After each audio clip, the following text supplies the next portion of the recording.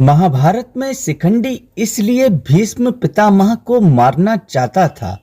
शिखंडी का नाम सभी ने सुना होगा। शिखंडी को उसके पिता द्रुपद ने पुरुष की तरह पाला था, तो स्वाभाविक है कि उसका विवाह किसी स्त्री से ही किया जाना चाहिए। ऐसा ही हुआ, लेकिन शिखंडी की पत्नी को इस वास्तविकता का पता चला तो वह शिखंडी को छोड़कर अपने पिता के घर चली गई। क्रोधित पिता ने द्रुपद के विनाश की चेतावनी दे दी।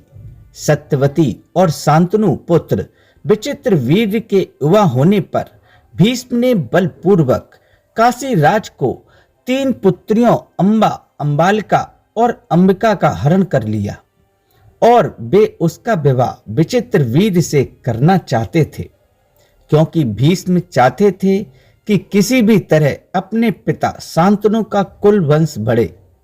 लेकिन बाद में बड़ी राजकुमारी अंबा को छोड़ दिया गया, लेकिन वह साल्वराज को चाहती थी। अन्य दोनों अंबालिका और अंबिका का विवाह विचित्रवीर के साथ कर दिया गया। अंबा जब साल्वराज के पास गई तो साल्वराज ने उसे ठुकरा दिया।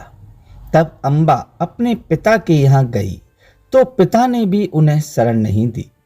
तब थक हार कर अंबा ने भीष्म के सामने विवाह का निवेदन रखा, लेकिन उन्होंने तो आजीवन ब्रह्मचारी रहने का व्रत लिया हुआ था। अंततः अंबा ने परशुराम से न्याय की गुहार की। परशुराम ने भीष्म से युद्ध किया, लेकिन परशुराम को निराशा ही हाथ लगी। तब निराश अंबा ने शिव की आराधना की और यह वरदान मांगा कि इच्छा मृत्यु का वर पाए, भीष्म पिता की मृत्यु का कारण वह बने। शिव ने कहा कि यह अगले जन्म में ही संभव हो सकेगा। अंबा तब मृत्यु को वरण कर लेती है। यह अंबा ही शिखंडी के रूप में जन्म लेती है।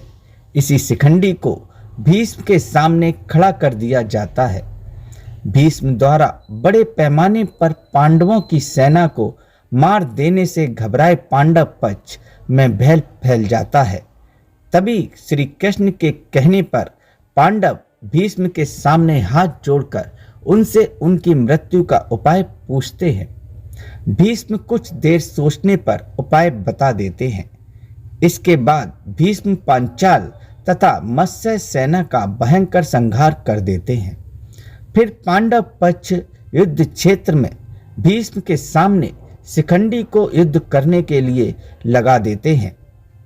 युद्ध क्षेत्र में शिखंडी को सामने डटा देखकर भीष्म अपने अस्त्र त्याग देता है, क्योंकि भीष्म की प्रतिज्ञा थी कि वह किसी स्त्री से युद्ध नहीं लड़ेंगे। भीष्म ने कृष्ण पर युद्ध धर्म के विरुद्ध आचरण करने का आरोप लगाते हुए एक स्त्री पर वार करने से मना कर अपना धनुष नीचे रख दिया। श्री कृष्ण ने भीष्म को उत्तर दिया कि आपने हमेशा ही अपने द्वारा निर्धारित मानदंडों पर निर्णय लिया है और धर्म की अवहेलना की है।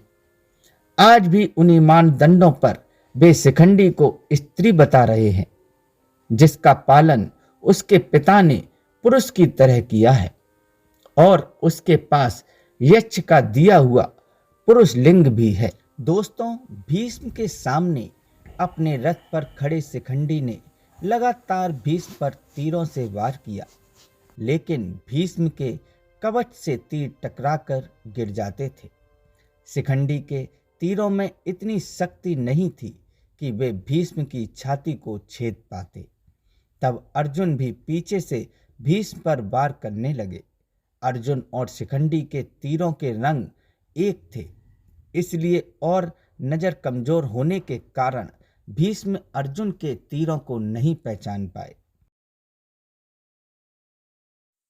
इस तरह शिखंडी के कारण भीष्म को सरसैया मिली। दोस्तों, ऐसी जानकारी लेने के लिए चैनल को सब्सक्राइब जरूर करें। धन्यवाद।